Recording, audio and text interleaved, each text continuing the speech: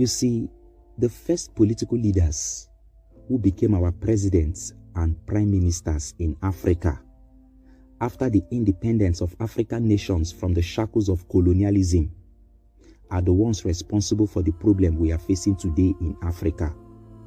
Calm down. You're a black man. You're an African man. Pay attention to this history. Now, after the independence of African nations from the shackles of colonialism, Africans decided to form the United States of Africa. But the former colonial masters, for the purpose of keeping the continent divided, convinced some African leaders to settle for a mere organization in 1963. Before the formation of this organization, the newly independent African countries were grouped into three different blocks: the Casablanca, the Moravia, and the Brazzaville. These groups had different ideology on how independent African countries can come together and live in unity. Now, the Casablanca bloc was a radical bloc that agitated for the United States of Africa with a single language and a government governing the entire Africa. Unfortunately, this was not accepted by many African leaders who feared that they might not acquire political power after they had fought tirelessly for their African countries to gain political autonomy from colonial rule.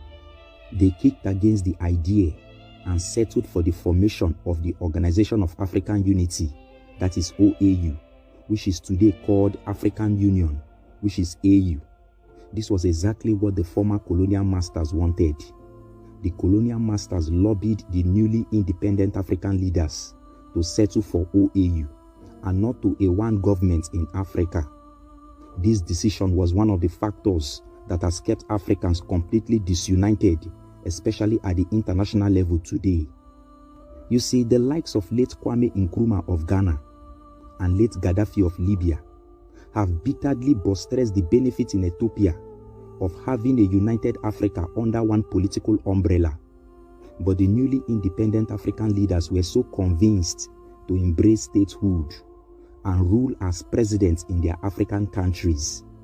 Little did they know that this is mainly for the economic interests of their former colonial masters, who still want African countries to be economically and politically colonized and divided.